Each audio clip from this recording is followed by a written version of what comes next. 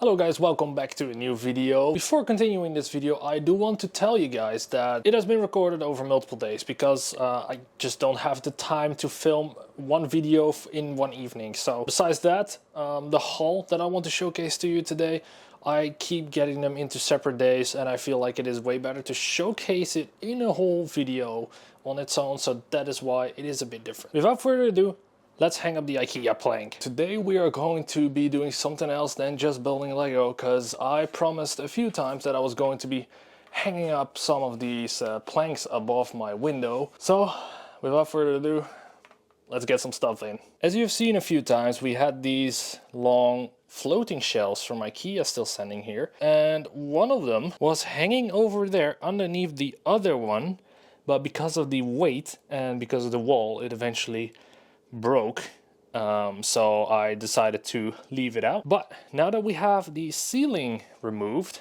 I thought it would be a good idea to hang up some of these planks on top of this big massive wooden sheet over here above the windows.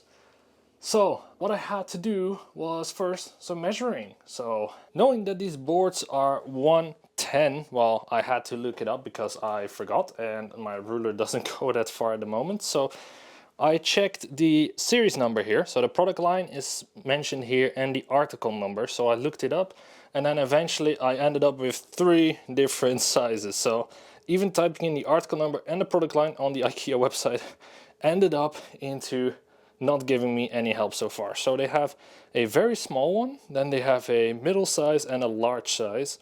The large size was 190, which is centimeters.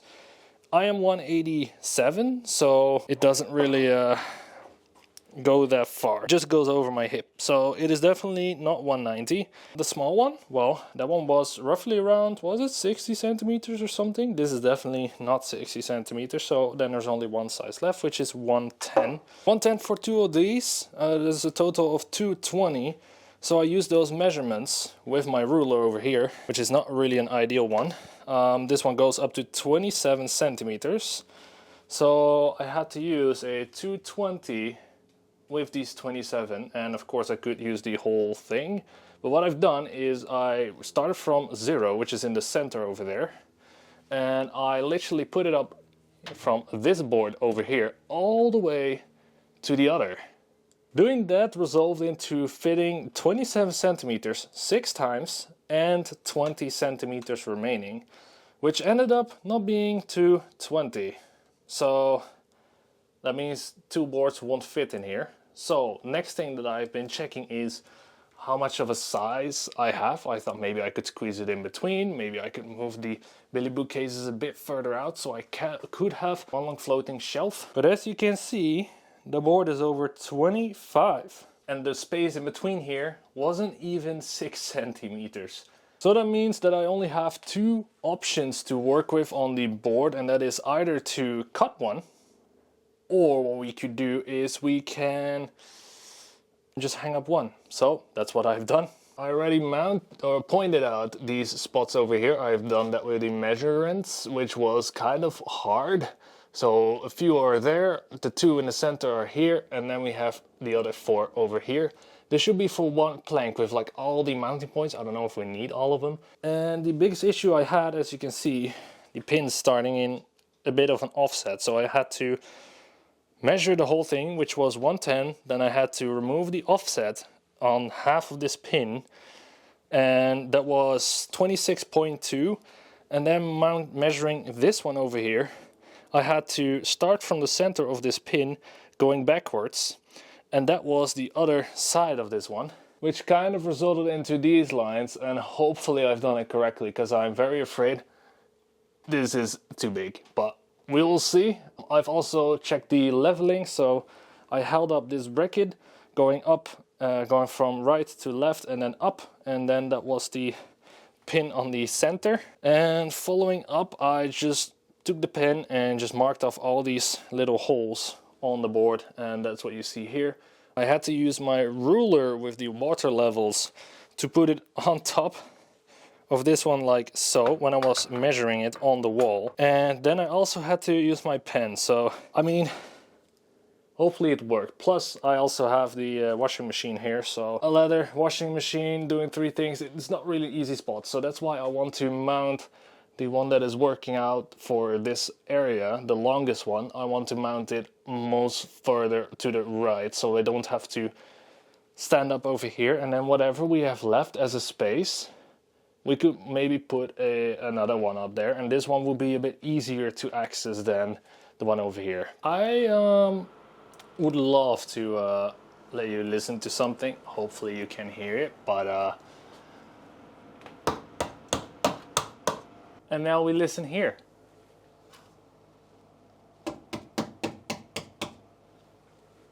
It sounds a bit different, and that is literally what happened. As you can see, it is mounted in a different spot. No, it's not because of my measurements, because the measurements are right there, but it is because of the panel behind it. This panel is hollow, and therefore I had to use the lines you see over there.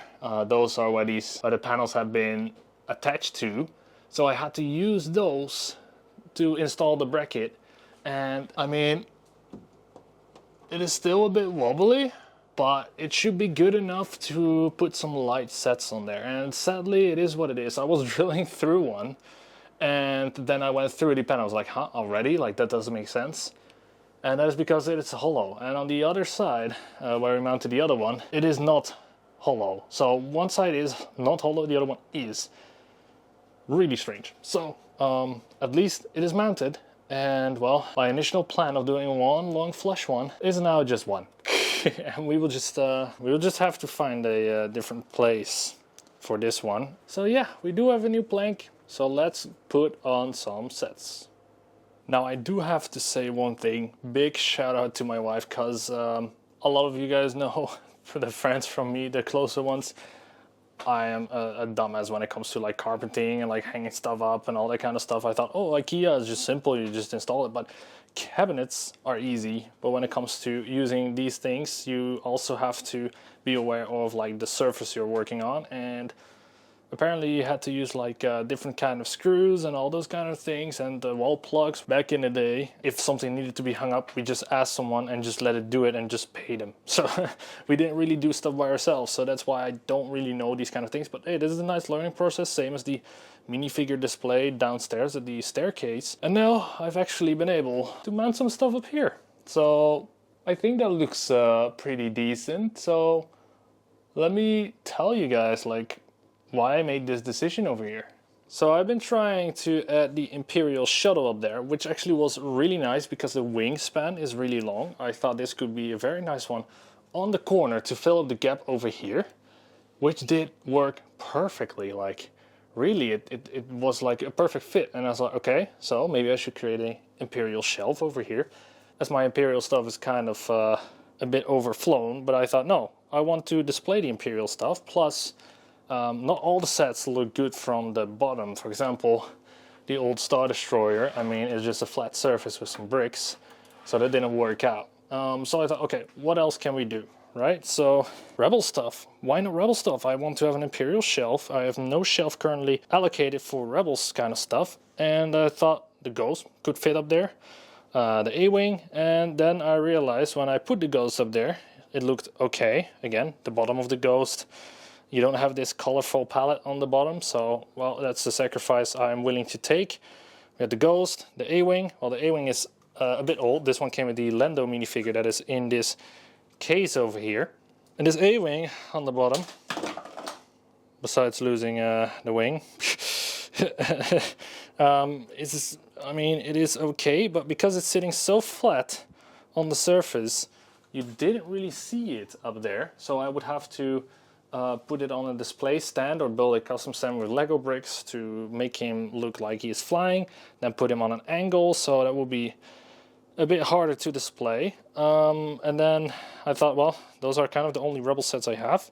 I have an older X-Wing from 2007, I have an older Y-Wing from around that period as well, and I have the UCS X-Wing. It is right there in between, that you can see through the shelves over here. But I feel like that would be like too heavy to put it up here if you put all those things together. So I thought, what else can we do?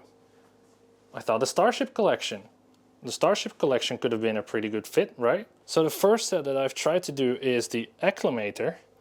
And when I put it up there, I was like, okay, this looks cool. And I checked the bottom. I was like, well, this is what you're gonna see. So would you recognize this as an Acclimator? I wouldn't, so that wouldn't work either. So brick heads? Nah, too small. You wouldn't see those on the shelf that high. Like, you already have trouble seeing it because of this big light bar over here. So I think the only thing that worked well is the helmet collection. And well, we have one that is a big bust because I mocked it, and then the others are just the helmet series. I added the Astromechs in front of it, so the Imperial Astromech is right there, and then we have the QT, KT, R2D2 and Chopper over here, and then we have some space in between for the other helmet series. So we have some possibilities here to expand, and that means that this area is now a bit more free, which is what I wanted to have in general, because then I can add some more sets in between. So I still miss the Venator, and I miss the Home one and the Attentive 4. I think we don't really have other sequel sets, but this one now works over here. I can also now like fold the wings a bit more open, so it looks a bit more interesting than just straight up wings. So yeah, we have some space up here to do something else, and we can even extend the brickheads, because we have a bunch of brickheads boxes still available. So we have, I think, double the size of the current brickheads we currently have. I have all of these big sets sealed, so I don't know if I would open them or not. Eventually, maybe it's good to just open them, but currently there's not a interest in me right now to start opening and building them. And now that we do go to the new stuff, this is not new stuff besides the home one and besides this one over here. I got this one for 32, so I think that's a pretty decent deal for, sadly, 3 minifigures. That 2 are very repetitive. We all do it for this ATRT driver, like, for sure. Maybe the ATRT itself. I found the cannon to look really cool, so the builds to me in this case are taking the cake, including the new minifigure, of course. And then over here I have the Home one. I bought the Home one from Amazon for 50 euro. So I thought that was already a good deal. And you're not gonna believe me, but during the wave of the Pokemon stuff, it was on discount on Lego website themselves on clearance for 48. So if I waited 1 week, I could have saved 2 euro, but whatever, 2 euro, it's okay. But I did make a Lego purchase, so here we have some stuff over here. This is the Lego stuff. I ordered bricks for the Padme's apartment, which is cluttered in stuff right now, because I just finished the review of the castle stuff, and then I just had to leave it because it was already won. But I did a purchase over here, so these are the things that were in it. One order was around 70 and the other one was 55. I will talk about that one soon, but this one in particular, we got a plushie Yoda, because I do have the other plushies. I have a Stormtrooper, Darth Vader, I have R2D2, and I have Wicked. And then this Yoda was on discount. It was 50% off, so I got this one for 15 instead of 30. I thought it was okay to add it because I had to make an order anyway. So this one could be a nice addition to the plushies. Maybe I should put this one on here, right? We have Lego Yoda, and then we put the plushie Yoda next to... Nah.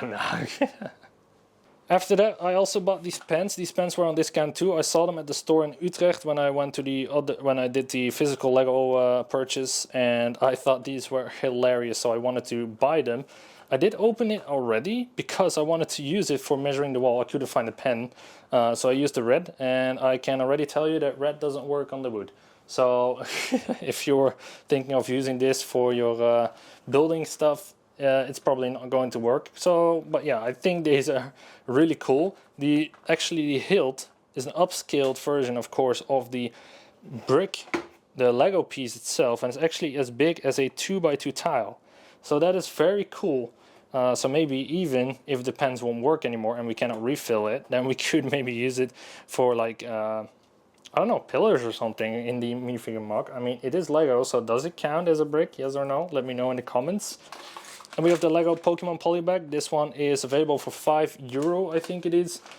Pretty sure you can find it for cheaper in the retail stores, but this one was a gift of purchase for when you buy stuff over 40 euro. I wanted to have the Smart Brick Pokemon stuff, but sadly, because Smart Brick isn't available in my country, I wasn't even available to get that gift of purchase, so that didn't count.